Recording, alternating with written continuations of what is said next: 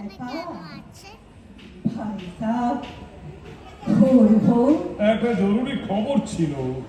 জরুরি খবরের দরকার কি ভাই সাহেব? 3 কাল গিয়ে 1 কাল ঠেকেছে। এবার যা কিছু জরুরি খবর আসবে একেবারে ওপার থেকে। জামানা বিলকুল বদলে গেছে। না বাবা, মানে ওই মতি এসেছে শহরে। কি? কে এসেছে? কে এসেছে শহরে? আমাদের মতি। এই খবরের কাগজে বেরিয়েছে মেজর বর্মা লখনৌতে বদলি হয়েছেন। মতি এসেছে শহরে? হ্যাঁ বহিনজি, মেজর মোহনচাঁদ বর্মা জলন্ধর থেকে বদলি হয়েছেন লখনৌ। সামনের সপ্তাহ থেকে ওই নতুন জায়গায় কার্যভার গ্রহণ করবেন। মতি, আমার মেয়ে।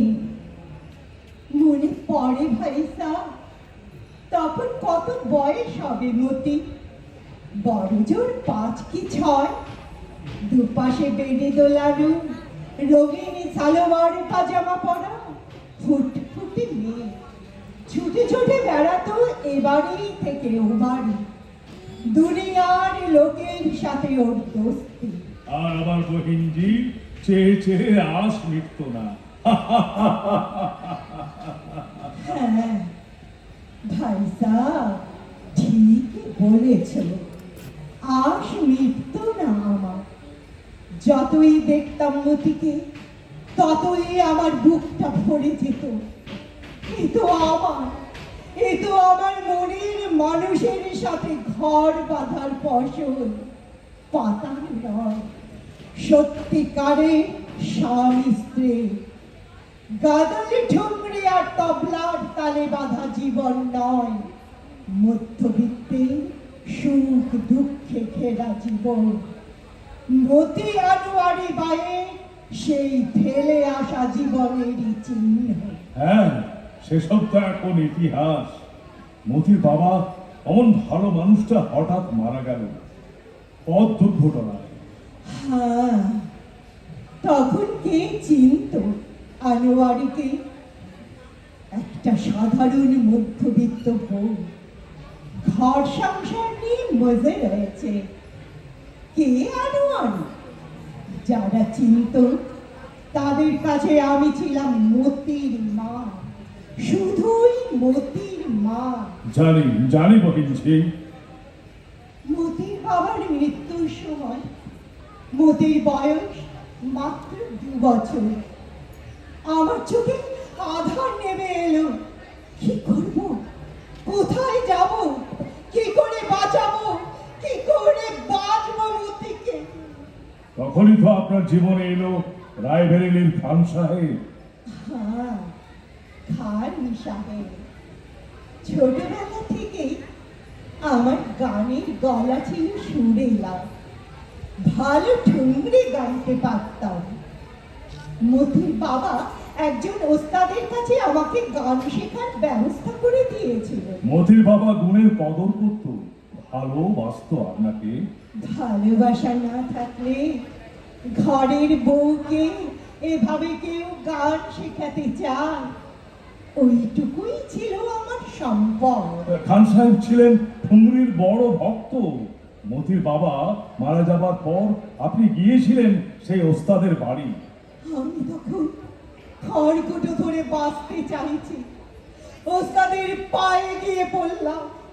যখন কেঁদে ভাসাচ্ছি, সেই সময় তার ঘরে ঢুকলেন খান সাহেব। ওস্তাদের কাছে এসেছেন ঠুমরি শুনতে।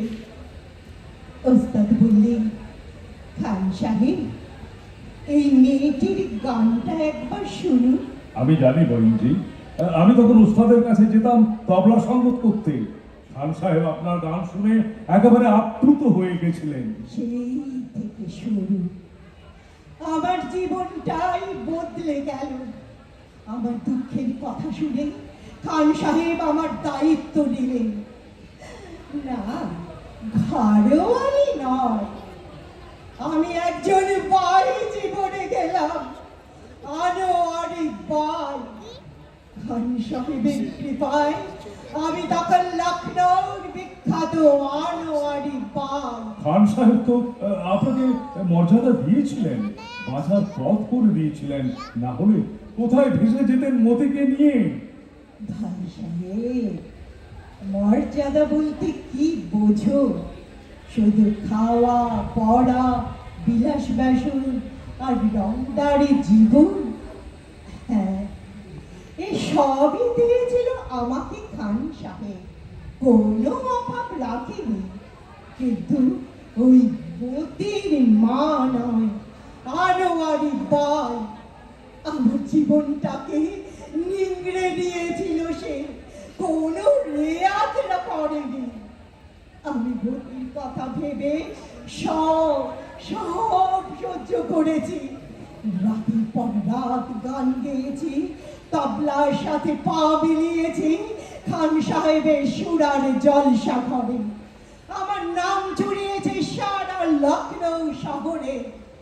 লোকে হাততালি দিয়েছে, প্রশংসা করেছে, কিন্তু কিন্তু আমার দুঃসহ জীবনটাকে কেউ বুঝতে চায়নি। বাহিনী, কিন্তু আমি তো আপনার পাশে ছিলাম।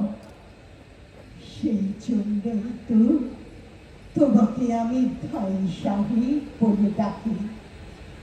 তুমি যদি মতিকে না বাঁচাতে, তাহলে যে কি হতো মতি? না না, এই কথা বলবেন না। আমি ক্ষুদ্র মানুষ, একটা সুযোগ পেয়েছিলাম, ঈশ্বরের আশীর্বাদে সেটা হয়েছিল। আমি তো নিমিত্ত মাত্র। তুমি জানো ভাই সাহেব, মতি তখন ৬-৭ বছরে, দেখতে সুন্দর হয়েছে, ওর বাবার মতো। যখন দু একজন গানের ওস্তাদ, আশেপাশের দু একজন রসিক আদমি মতিকে আদর করতে করতে বলতো, আর কেন আনোয়ারি, এবার মেয়েকে গান বাজনা শেখাতে শুরু করো। এখন থেকে শুরু করলে তবে বয়সকালে মার মতো মিঠা গলা পাবে, নাম রাখবে লখনৌ। এ কথা শুনে আমার